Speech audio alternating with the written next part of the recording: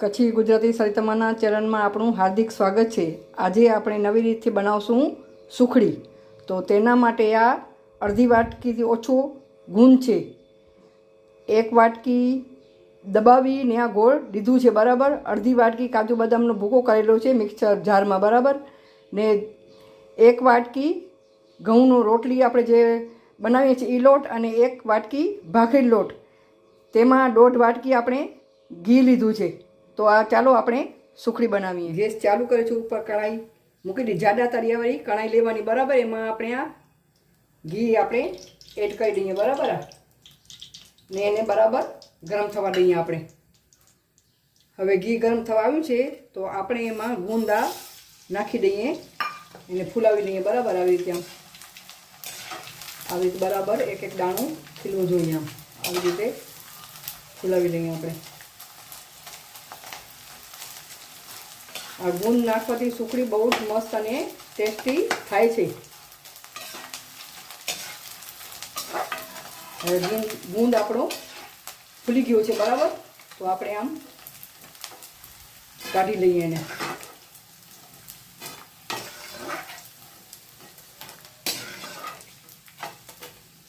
ગુંદ કાઢી લીધો છે, ગેસની ફ્લેમ ધીમી કરી નાખી છે।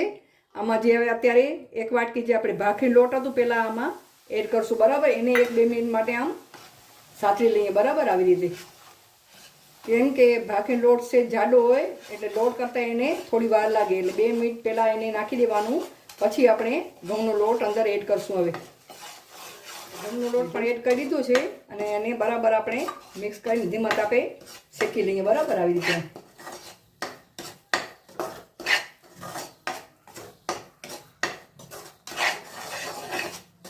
બરાબર આ શેકી લેશું, ધીમા તાપે શેકવાનું બરાબર ને, એમાંથી શેકવા જશે એટલે સ્મેલ પણ આવશે મસ્ત મજાની અંદરથી, અને આપણે ખ્યાલ આવી જશે કે આ લોટ શેકાઈ ગયો છે એમ।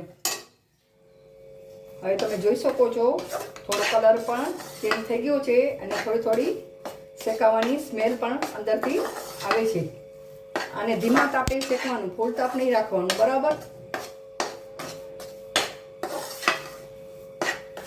ફૂલ તાપે રાખશો નીચેથી બળી જશે અને લોટ કાચું હોય એવું લાગશે સ્વાદમાં બરાબર આવી રીતે। આમ આમાં ધીરજની જરૂર છે, આમ ધીમા તાપે જ કરવાનું આમ।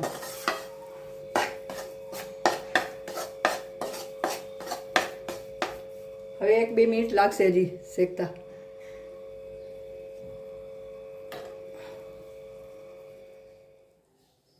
હવે લોટ આપણો આ બરાબર શેકાઈ ગયું છે, જોઈ શકો છો તમે, સાવ કલર એનું ચેન્જ થઈ ગયો છે।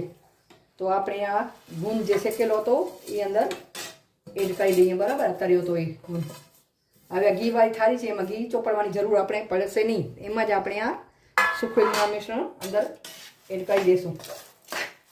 હવે આને બરાબર મિક્સ કરી લઈએ।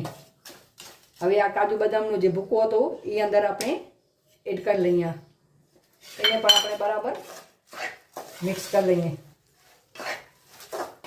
આવી રીતે બરાબર આપણે મિક્સ કરી લઈશું। હવે આ ગોળ છે, આ દેશી ગોળ છે ને સમારેલો ગોળ છે બરાબર, એ આપણે અંદર એડ કરી લઈએ અને ગેસની ફ્લેમ આપણે બંધ કરી દઈશું બરાબર। ગેસની ફ્લેમ ચાલુ નથી રાખવાની બરાબર। બરાબર આપણે આ ગોળ અંદર એડ કરી અને આને બરાબર આપણે મિક્સ કરી લઈએ બરાબર। આને ગેસની ફ્લેમ બંધ કરી નાખી છે, આને આ બરાબર આપણે આમ મિક્સ કરી લઈએ આમ। એ બધું બરાબર આ મિક્સ થઈ ગયું છે, આપણે હવે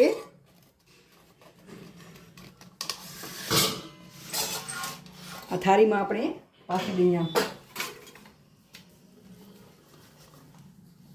બરાબર, આમ પાથરી અને બરાબર દબાવીને આમ મિક્સ કરી લઈએ બરાબર। આમ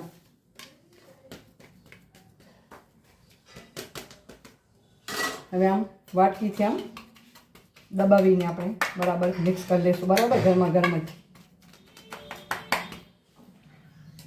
હવે આપણે આ બધી સુખડી થાળીમાં પાથરી દીધી છે, ઉપરથી આ વાટકાથી આપણે પ્રેસ કરી લીધી છે બરાબર।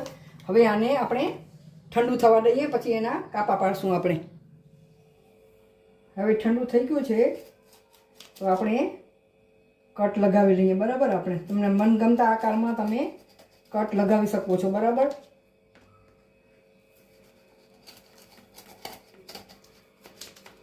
આવી રીતે બધા આપણે કટ લગાવી લઈએ. હવે કટ લાગી ગયા છે. આ જોઈ શકો છો કેવી સુખડી થઈ ગઈ છે, મસ્ત મજાની. આમ નાના મોટા જેને દાંત ન હોય એ પણ ખાઈ શકે. આ મસ્ત મજાની સુખડી બનીને તૈયાર થઈ ગઈ છે. તૈયાર છે આપણી મસ્ત મજાની સુખડી. આવી રીતે તમે આ માપથી ને આવી રીતે બનાવશો તો તમે ખાતા જ રહી જશો. અને આવી રીતે ચોક્કસ તમે બનાવજો, આ માપથી જ બનાવજો. બહુ સરસ થાય છે અને મહિનો સુધી આપણે આ ખાઈ શકીએ છીએ, સ્ટોર કરીને રાખી શકીએ છીએ. તમને મારી રેસીપી ગમે તો લાઈક કરજો, શેર કરજો, કોમેન્ટ કરજો અને મારા ચેનલને જરૂરથી સબસ્ક્રાઈબ કરજો. આભાર તમારો.